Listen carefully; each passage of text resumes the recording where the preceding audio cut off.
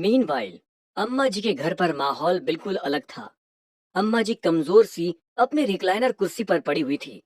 सामने ही पुखराज एक wheel chair पर बैठा था। शेखर खड़ा होकर अभिनव और मार्केट की सारी रिपोर्ट उसे दे रहा था। शुरू से लेकर अंत तक अम्मा जी ने ना कोई इमोशन दिखाया, ना ही कोई घबराहट।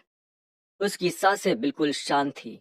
शेखर बोला, अम्मा जी, मुझे पूरा यकीन है इस बार अभिनव पूरी तरह से खत्म हो जाएगा। तभी पुखराज बोल पड़ा, मुझे नहीं लगता वो बास्टर्ड इतनी आसानी से नहीं हारने वाला। अम्मा जी ने गहरी सांस छोड़ते हुए कहा, फिलहाल के लिए अगर मान भी लिया जाए कि उसकी सारी वेल्थ खत्म होने वाली है, तो भी वो कम से कम खुद अभी भी जिंदा है, इसलिए रिस्क नहीं ले सकते। ये कहते हुए वो पुखराज की तरफ मुड़ी और बोली, इस सिचुएशन में हमें क्या करना चाहिए पुखराज? पुखराज अपनी आंखों में जहरीले सांप वाले मुस्कुराहट लिए बोला, शंकर अंकल और उनके साथी अभिनव के साथ खेल सीधे सीधे खेल रहे हैं। डेफिनेटली वो बहुत बुरे मारे जाएंगे, लेकिन इससे हमें अच्छा फायदा हो सकता है। शंकर अंकल सामने से अभिनव को रोकने की कोशिश कर रहे हैं, इतने में हम पीछे से अभिनव की पीठ पर वार कर सकते हैं। ये सुनकर अम्मा जी मुस्कुरा दी, लेकिन शेखर पूरी तरह से कंफ्यूजन में था और बोला, पीठ पर वार मतलब? इतने में अम्मा जी बीच में ही बात काटते हुए बोली, सही कहा तुमने, तो अब मैं उसकी पीठ पर ही वार करती हूँ। लेकिन अम्मा जी, शेखर ने दोबारा पूछने के लिए कुछ कहा। इतने में अम्मा जी ने हाथ के इशारे से कहा, शेखर तुम जा सकते हो। अम्मा जी का ऑर्डर सुनकर शेखर एक पल के लिए सकपका गया। उसका मन नहीं था कि वो बाहर जाए, लेकिन आखिरकार हार मानकर वह पुखराज की व्हीलचेयर के पास आया और उसे बाहर ले जाने की कोशिश करने लगा। इतने में अम्मा जी ने कड़क लहजे में कहा, शेखर तुम बाहर जाओ, पुखराज यही रहेगा। यह सुनकर शेखर बिल्कुल शॉक रह गया और हैरानी से अम्मा जी की तरफ देखता रहा। वो कुछ बोलता उससे पहले पुखराज ने उसके हाथ पर धीमे से थपथपाया और बोला, अब चलिए, मैं आता हूँ। शेखर कुछ पलों के लिए पुखराज को बस देखता ही रह गया और फिर धीमे कदमों से बार बार पलट पलट कर पीछे देखते हुए बाहर निकल गया। दरवाजा बंद होते ही अम्मा जी ने गहरी सांस छोड़ी और बोली, बेवकूफ कहीं का। पुखराज भी मुस्कुरा दिया और उसने कहा, भाई द वे, अभिनव की पीठ पर वार करने के लिए मेरे पास एक अच्छा प्लान है। मुझे पता चला है कि अनन्या फिर से प्रेग्नेंट है। ये खबर सुनकर अम्मा जी शॉक रह गई, लेकिन अगले पल उसने मुस्कुराते हुए कहा, गुड पुखराज, फाइनली लग रहा है कि अब मैं अकेली नहीं हूँ। कोई है जो अपना दिमाग लगाकर भी रास्ते सोच सकता है। लेकिन फिलहाल इन दिनों वो बास्टर्ड अनन्या के साथ ही रहता है। हम अनन्या तक पहुंच नहीं पाएंगे, लेकिन इंदिरा काफी समय से बोल रही थी कि उसके पास कोई छुपा हुआ हुक्म का इक्का है। आई थिंक यही सही मौका है उसे इस्तेमाल करने का। ये कहते हुए उसने तुरंत फोन निकाला और एक नंबर डायल कर दिया। कॉल मिलते ही अम्मा जी बोली, इंदिरा, तुम्हारा तुम्हारा जो भी हुक्म का इक्का था उसे इस्तेमाल करने का वक्त आ गया है। हालांकि कुछ देर तक फोन पर सामने से आ रही आवाज को सुनते ही अम्मा जी की आंखों में एक शौक और खुशी की चमक साथ में छा गई और वह लगभग चिल्लाते हुए बोली, Setu maritime development group, Ranjan Singh, god damn it, इसका मतलब विक्रम और उसकी पूरी फैमिली। रियली, आखिरकार तुमने सब कब प्लान कर लिया था? लेकिन सामने से जो जवाब आया उसे सुनकर अम्मा जी हैरानी और खुशी के मिले जुले भाव से बोली, क्या? हाँ, मैं उस बास्टर्ड अभिनव के ऊपर इतनी ज्यादा फोकस थी कि मैंने ये ध्यान ही नहीं दिया कि मेरी बहन शायद एक कदम आगे की सोच रही है। कमाल हो गया, तुमने उस रंजन सिंह को प्यादे के तौर पर इस्तेमाल करते हुए अभिनव की सबसे बड़ी कमजोरी को पकड़ लिया है। अब तो डेफिनेटली हम लोग ही जीतेंगे। हाँ हाँ ठीक है, तुम प्लान को जल्द ही एग्जीक्यूट कर दो। ये कहते हुए अम्मा जी ने फोन काट दिया। फोन कटते ही अम्मा जी ने गहरी सांस छोड़ी। एक लंबे समय के बाद ये पहली अच्छी खबर थी जो उसे मिली थी। उसका गुस्सा, उसका फ्रस्ट्रेशन काफी हद तक शांत हो गया था। वो अच्छी तरह जानती थी कि अभिनव किस तरह का इंसान था। वो अपने खास लोगों की खातिर परिवार के कड़े से कड़े कानून को भी तोड़ने के लिए तैयार रहता था। अपना फ्यूचर भी बर्बाद करने को तैयार रहता था। यहाँ तक कि उसने कई बार अम्मा जी की गर्दन पर भी अपनी तलवार रख दी थी। उसकी ये हिम्मत वाकई में काबिले तारीफ थी। उसका प्यार और उसकी लॉयल्टी भी बहुत एडमिरेबल थी। लेकिन अम्मा जी की नजरों में ये सब बेवकूफी थी, कमजोरी थी। उनकी नजरों में अभिनव अब बस एक कटने वाले सुअर से ज्यादा कुछ नहीं था। तभी पुखराज ने पूछा, क्या बात है अम्मा जी, क्या हुआ? आप अचानक खुश लग रही हो। अम्मा जी अब एक पल के लिए भूल ही गई थी कि पुखराज वहां मौजूद था। वो एक पल की हिचकिचाहट के बाद बोली, हम लोग अभिनव की पीठ पर हमला करने का सोच ही रहे हैं, और उधर इंदिरा ने ऑलरेडी इसकी पूरी तैयारी भी कर ली है। अभिनव की एक ही कमजोरी है, अनन्या और उसके फैमिली। ये सुनकर पुखराज भी मुस्कुराने लगा और बोला, परफेक्ट। वो विक्रम, वो 2 कड़ी का बिजनेसमैन, दामोदर अंकल के जन्मदिन पर इंदिरा मैडम के आने पर बहुत ज्यादा उछल रहा था, जैसे कि मानो उसके जैसा कमजोर और 2 कौड़ी का रियल्टर उनका कुछ बिगाड़ सकता था। अब उसे अपनी औकात पता चलेगी। अम्मा जी भी जोर जोर से हंसने लगी। अचानक ही पुखराज और अम्मा जी की जोर जोर से हंसने की आवाजें पूजा के हॉल में गूंजने लगी। अम्मा जी हंसते हुए बोली, जिंदगी में बड़ी चीजें हासिल करने के लिए आदमी को छोटी मोटी चीजों को लेकर इमोशनल नहीं होना चाहिए, और अभिनव को उसकी यही कमजोरी मौत के मुंह में लेकर जाएगी। ये सुनकर पुखराज को अचानक से दामोदर के जन्मदिन की वो घटना याद आ गई, जब अम्मा जी ने अभिनव के अटैक से खुद को बचाने के लिए पुखराज को आगे कर दिया था। उसकी आंखों में एक तीखी चमक उभर आई और वो अम्मा जी को ऐसे घूरती निगाहों से देखने लगा मानो अभी मारकर खत्म कर देगा। हंसते हंसते अचानक अम्मा जी ने पुखराज की आंखों में वो लुक नोटिस कर लिया। अचानक से अम्मा जी की आंखों में घबराहट दौड़ गई और वो सतर्क होते हुए बोली, क्या हुआ? ऐसे क्यों देख रहे हो पुखराज?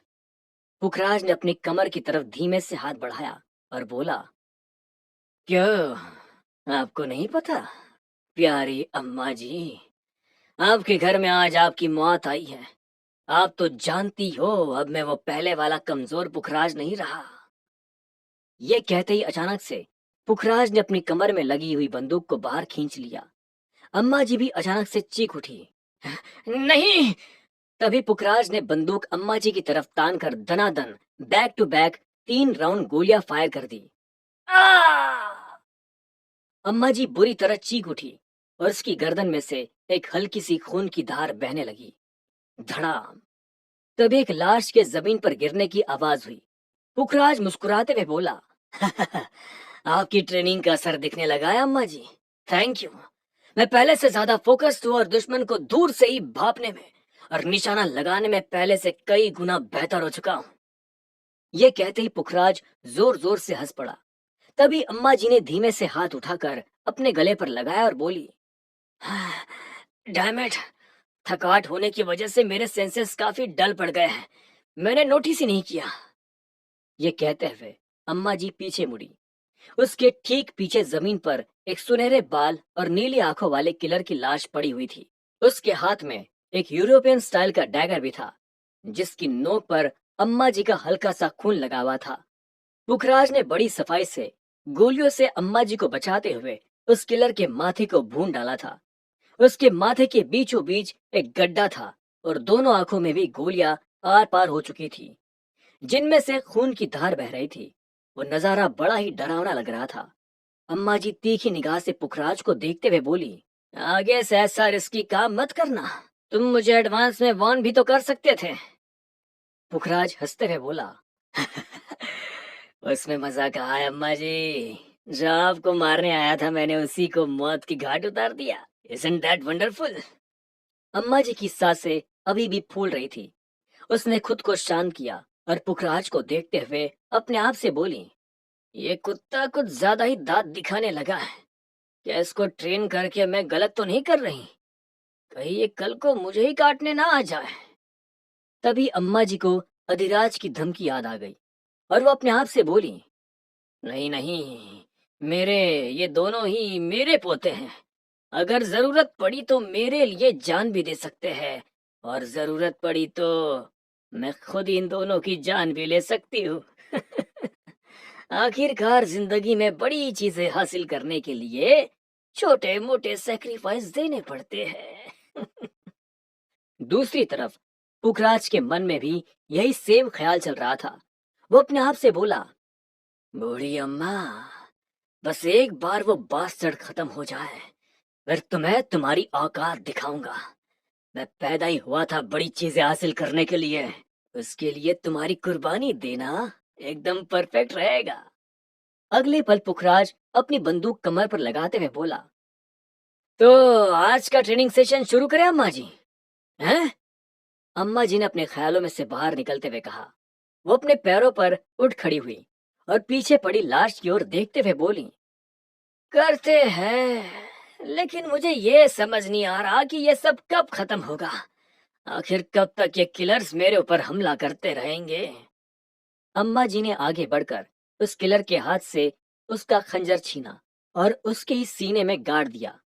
खून के छींटे अम्मा जी के चेहरे पर गिर पड़े और वो अपने सीने को थामते हुए बोली, मेरा शरीर कमजोर हो रहा है, लेकिन मैं इतनी आसानी से हार नहीं मान सकती। मुझे कुछ और साल जीना होगा।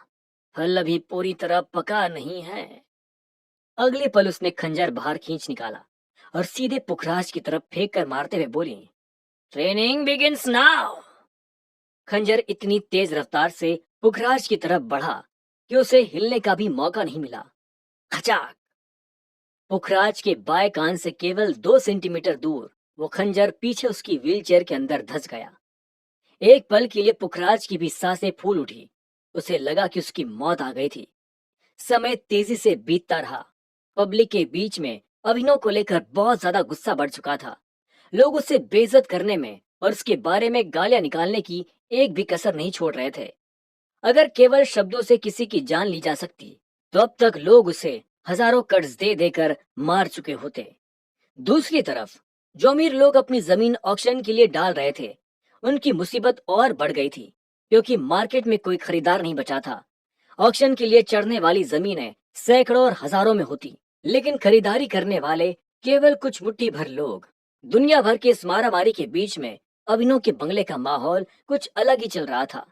सुबह सुबह गोलू, करण और बाकी लोग बंगले को अंदर से लेकर बाहर तक सजाने में जुटे हुए थे। खूबसूरत लाइटें, सजावट, तरह तरह के डेकोरेटिव लैंटर्न्स और दीपक जल रहे थे। गार्डन में फूलों के साथ गजब की सजावट की गई थी। ऐसा लग रहा था मानो कोई त्योहार का माहौल हो। यहाँ तक कि गोलू ने तो अभिनव से जाकर ये रिक्वेस्ट करना शुरू कर दिया कि वो स्नो टाइगर बादल के गले पर एक पिंक कलर की बो टाई बांधेगा। ये सुनकर अभिनव बौखलाया सा रह गया। उसे अचानक याद आया कि कैसे जब वो बॉर्डर के पार हाउस ऑफ आर्थर से भागने की कोशिश कर रहा था, तो बादल ने अकेले दम पर ही पूरी की पूरी एक सेना को मौत के घाट उतार दिया था। उस वक्त बादल एक टाइगर किंग था। हर कोई इससे खौफ खा रहा था। और अब गोलू उसे पालतू बिल्ली की तरह क्यूट बनाना चाहता था।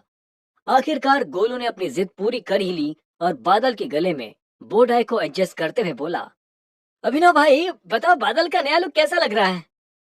हालांकि गोलू इस वक्त नोटिस नहीं कर रहा था कि बादल उसे भूखी निगाहों से देख रहा था। अभिनव अपने बालों पर हाथ फेरते हुए बोला, ठीक है, अगर तुम्हें अच्छा लग रहा है तो अच्छा है। आज खुशी का दिन है, इसलिए मैं तुम्हें रोकूंगा नहीं। ये कहते हुए अभिनव पलट कर जाने लगा। दरअसल आज सुबह सुबह के वक्त ही इतना खुशी का माहौल इसलिए था क्योंकि एक लंबे समय तक रिकवरी में रहने के बाद हंसराज, वाणी और गोलू फाइनली अपने पैरों पर खड़े हो सकते थे। भले ही उनके घावों की सीरियसनेस अलग अलग थी, लेकिन इतना तो हो गया था कि उनमें से किसी को भी चलने फिरने के लिए व्हील चेयर की जरूरत नहीं थी। और तो और इसके साथ साथ शशिकांत भी आज हॉस्पिटल से डिस्चार्ज हो रहा था। अब आगे क्या होगा? क्या ये अभिनव की जिंदगी में आने वाले भूचाल से पहले की खुशी है? क्या शशिकांत और अभिनव गहरे दोस्त बन जाएंगे? क्या अम्मा जी और पुखराज जहरीले सांपों की तरह एक दूसरे को काट कर खा जाएंगे? क्या है इंदिरा मैडम का सीक्रेट प्लान? क्या विक्रम और उसकी फैमिली को बंदी बनाकर इंदिरा मैडम अभिनव का सारा प्लान बिगाड़ देगी? क्या अभिनव अपना सारा बिजनेस और कंपनीज विक्रम और फैमिली को बचाने के लिए सेक्रीफाइस कर देगा? जानने के लिए सुनते रहिए आगे।